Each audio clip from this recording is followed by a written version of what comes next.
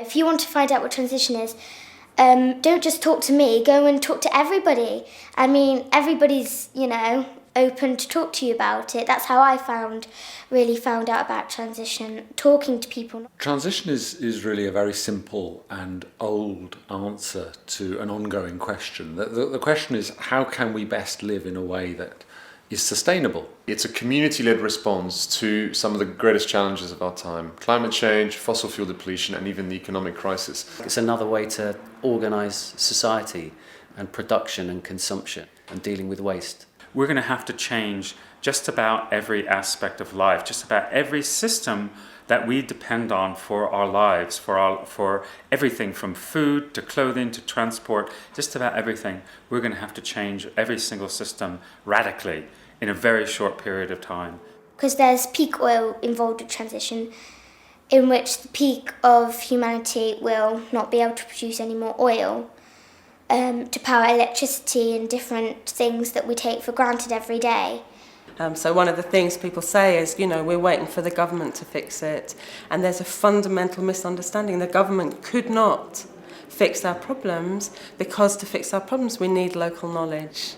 Each place needs to design its pathway to the future, because each place knows the soil, knows the people, knows the community, what skills it's got. And that, for me, is the beauty of the transition model is, we start local, but if it's happening locally everywhere, actually we might stand a chance of really changing the way that we live on a huge scale. And it's the proposition that if we create a design process to design our way from where we are now to a sustainable future, that we could create something not just as good as we have now, but probably even better. It gets away from the two things that everyone's recommended to do, which are individual actions, changing light bulbs, driving smaller cars, and campaigning. And both of those can feel quite depressing, because individual actions can feel too small and insignificant. Campaigning can just feel like you're going to be ignored and nobody's paying attention. Whereas transition has this wonderful third option of getting involved with your community and actually doing things together, not asking anybody's permission, but working in a group that's larger than you yourself, which somehow works for people on the human scale. It somehow brings people out of themselves and reassures us on some deep level, I think. What is the problem? What can I do about it? And what can my community do about it? And it's very much community-led, and it's driven by people's energies. There are no fixed rules. It's not about you have to do this and you have to be for or against that. Where's my energy? Where's it going? And how can I engage my community? It's very positive.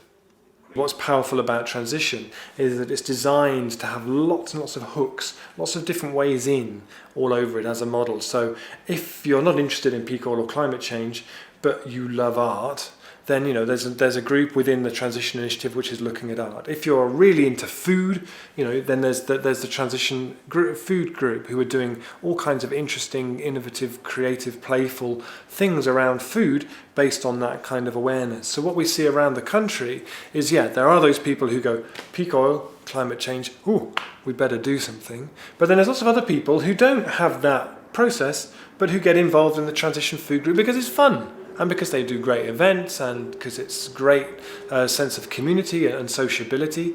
All of us want to be happy. And I think if you went around asking most people whether they were truly happy with their lives, I think you might get a few, but I think a lot of people in our society find aspects of it quite difficult. And I would never be promising that transition is going to give them all the answers, but I think it'll give most people a real sense of community, a sense of empowerment around their lives, and a sense of positivity around being able to do something and to create their own future, rather than being simply someone who's at the mercy of forces outside of them.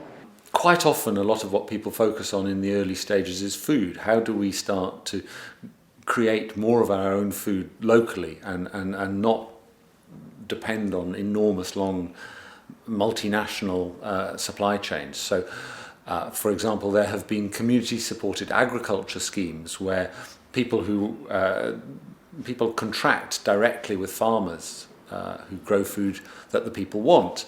in their community. There have been community allotments, places where people can actually get together to grow the food themselves. There have been garden share schemes where people use other people's gardens to grow food and share it. But that's just around food. There are initiatives around transport, such as car clubs, and enabling people to cycle more easily and safely. There have been initiatives around energy, getting local energy supply companies owned by the community to supply renewable energy. There are particularly some interesting initiatives around money, setting up complementary currencies like the Totnes pound and the Lewis pound, to say that money is a very important grid, just like there's a food grid and a power grid. There's a money grid, and if we are dependent on what happens in New York for our money and our money supply, then we are not resilient. So we need to bring as much as we can back to ourselves and to be able to control it ourselves. And more importantly, take responsibility for it ourselves. An energy descent plan is the 12th of the 12 steps of transition. And in effect, it's a plan B for the community. So it's saying that when the local authorities sit down and plan for that area, they still sit down and assume a graph that rises from left to right. So in 20 years' time, there'll be more money, more jobs, more energy, more cars, more houses, more economic growth. All the lines go up like that, which means that you're designing is a complete waste of time. It's ridiculous, you know. It's a complete fantasy, and it's a complete waste of everybody's time, and it's deeply irresponsible. Whereas what an EDAP does is says, well, what happens if actually the trend is like this, which is far more likely? How can we design so that that becomes a positive step forward for the community? So it's designed to be a plan that the community take ownership of. And as much as anything, it's a story. It's a narrative. It's not going to happen at the community pick it up in 2009 and then religiously work their way through the whole thing until 2020 and then they've done it. But it is one way that it could happen. It's a huge turning on its head of the existing power structures and of our relationship to the earth and to the land and the other creatures that we share this planet with. Reconnecting to each other, reconnecting to the land, to the place, and reconnecting to ourselves. Now is the time that we have to do this. We can't wait for 10 or 20 or 50 years. We have to do it now. So transition is about doing something very basic about our lives very, very quickly. There's lots of people involved with the transition, and it's a very big thing.